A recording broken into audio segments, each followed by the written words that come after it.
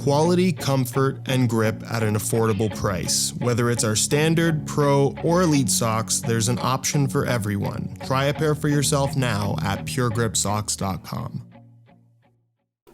What if I told you that there was a pair of speed boots that were as light or lighter than just about anything, offered really aggressive traction, a premium barefoot feel, were remarkably comfortable, and cost in and around $70? Sounds too good to be true, right? Well, maybe it's not. Ladies and gentlemen, say hello to the Catalyst Legion V5, the flagship speed boot of Indonesian brand Ortuseight, where if you're like me, these probably weren't on your radar, which isn't necessarily your fault because outside of Indonesia, or honestly just Asian markets in general, these simply have no availability. Having said that, there are certain distributors that are trying to change that availability where you can now get yourself a pair of Ortuseights for $76 US before any additional discounts or shipping, which is pretty crazy when you consider the performance characteristics and the overall feel of the Catalyst Legion V5. Having said that, it's of course not all perfect because while very inexpensive for what you get, you can also only expect so much for just under $80, where in today's video, we're going to discuss the pros and cons of the Catalyst Legion V5, of course, take a look at how they fit and feel on feet, and ultimately conclude how they stack up not only against competing top-end models from the big brands that we all know, but also against takedown models, of which these are actually less expensive than. So if you're interested in learning more, please stick around, watch the entire review, and if you are interested in a pair for yourself, you can actually pick them up below $76 by way of an exclusive SR4U coupon code via the first link down below. And really quickly before we get started, if you enjoy the content and perhaps want to see more brands that you're not used to seeing on the channel, don't forget to drop a like on this one. Of course, leave a suggestion down in the comment section. And if you appreciate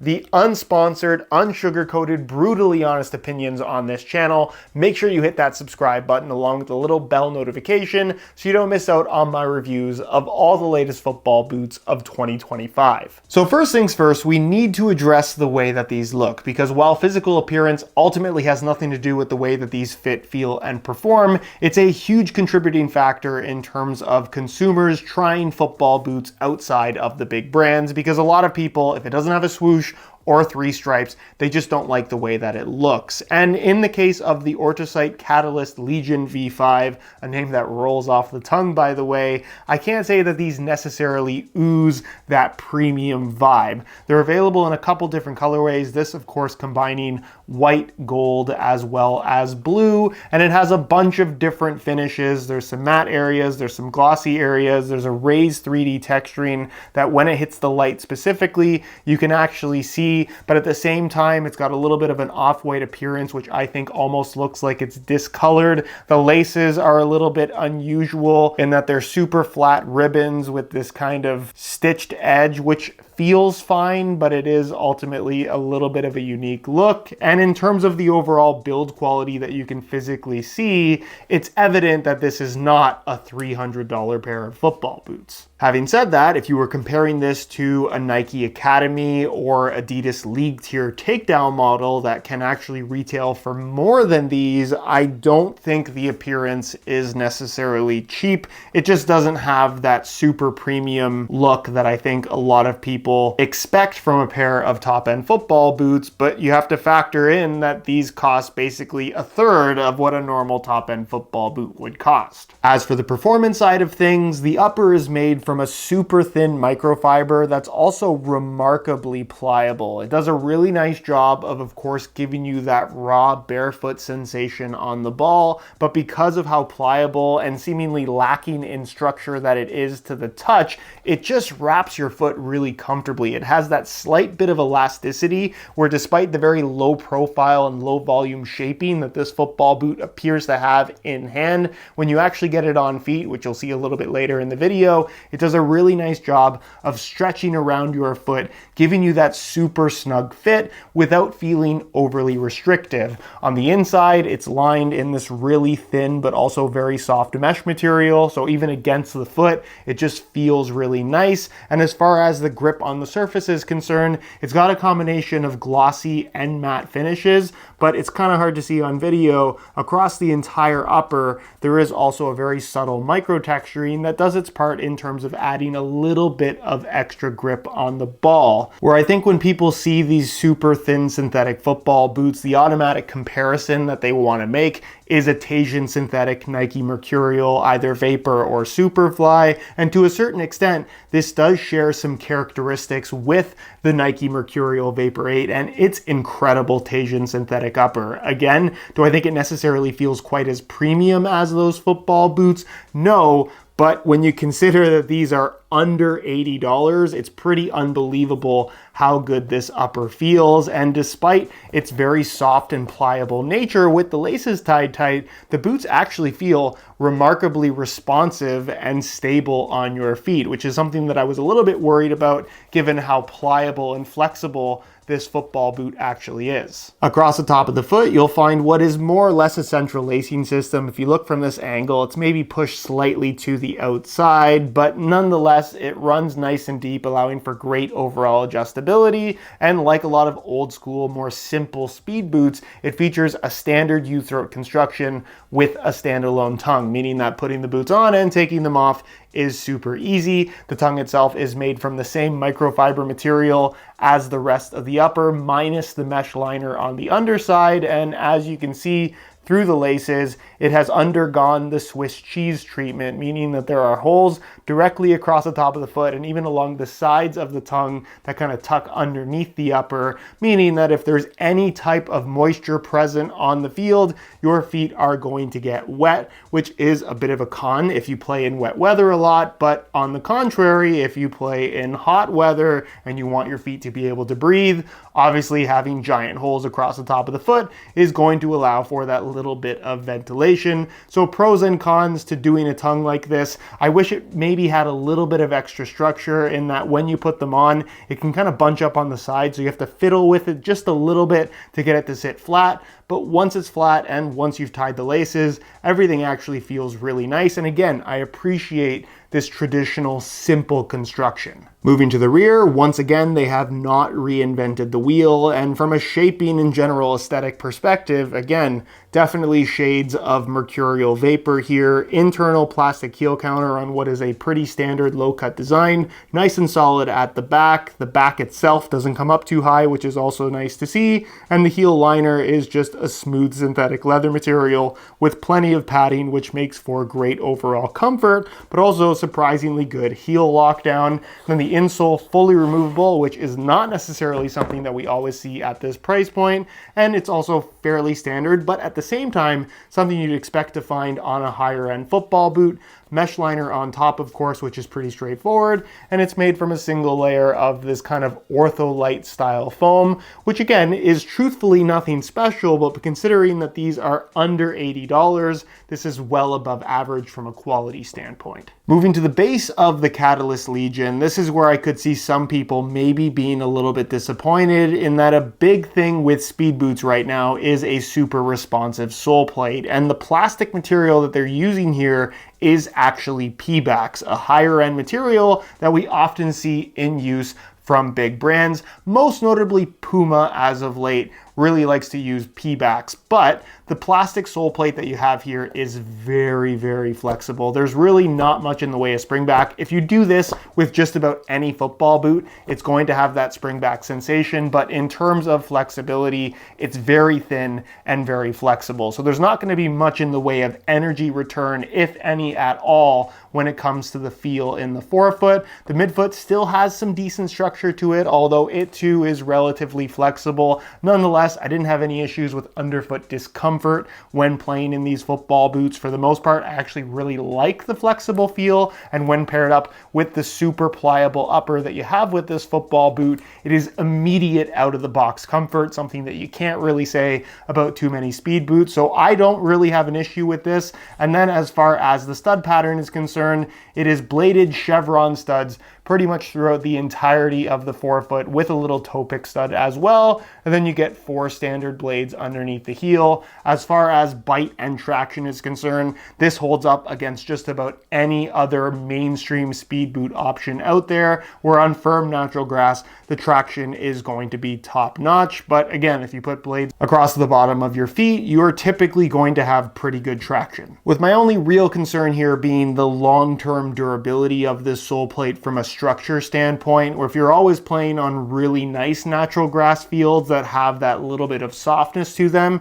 this shouldn't really be an issue. But I could definitely see on harder ground over an extended period of time, because of how thin this P-back Soleplate is, stud pressure could potentially start to become an issue. And then there's the weight, where, like I mentioned earlier in the video, these are pretty much as light as anything. So I thought it'd be fun to compare it to the Nike Mercurial Vapor 16 Elite, a football boot that retails for, again, more than 3 times as much, both in the same size, these being a 9.5, these being a 10, but more or less the same in regards to length. We'll throw them on a scale in real time, starting with the Mercs, and you can see that they weigh in at 6.6 ounces, the equivalent of 188 grams, which is obviously very lightweight, but what you expect from a top-end speed boot. And then we'll throw on the Ortuseight Catalyst Legion V5, and you can see that they weigh in at 5.9 ounces, the equivalent of 168 grams. That's 20 grams less than what is already a very lightweight pair of football boots, effectively putting this more or less in OG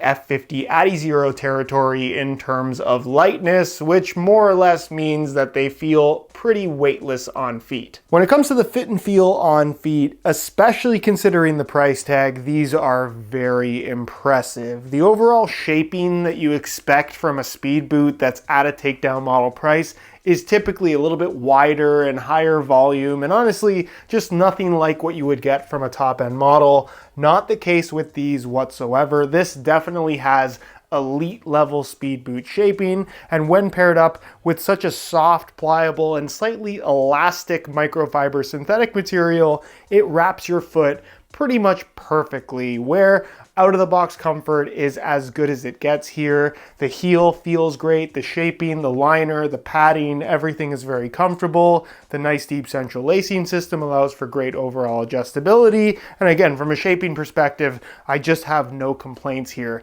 The only thing that you could criticize, like I talked about, is how thin this P-back Soleplate is, where if you are on slightly harder ground, you can feel some of the studs under your feet, where again, for use on hard ground, stud pressure could potentially be an issue. As far as width and sizing is concerned, I think Ortuseight have done a really good job with the overall shaping of this football boot, where because you have that U-throat construction, expansion and volume is not something that these lack, meaning that even if you did have wide feet, the upper is pliable enough and able to just kind of wrap around your foot in whichever way that it needs to, where obviously they're going to fit very snug. You can see how closely this upper is hugging my foot, but it's also doing so in such a way where it doesn't feel restrictive or have that squeezing sensation that can often be very uncomfortable. So whether you have regular width feet, narrow feet, or honestly even wider feet, these should work really well